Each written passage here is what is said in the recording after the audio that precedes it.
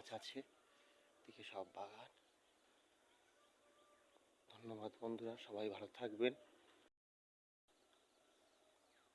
পারিবারিক কোনো সমস্যা হলে আমাকে জানাবেন, দ্বিধা করবেন না। মনে হয় কিছু সাহায্য করতে পারবো। এবং সবাই ভালো থাকবেন। নমস্কার, শুভ সকাল।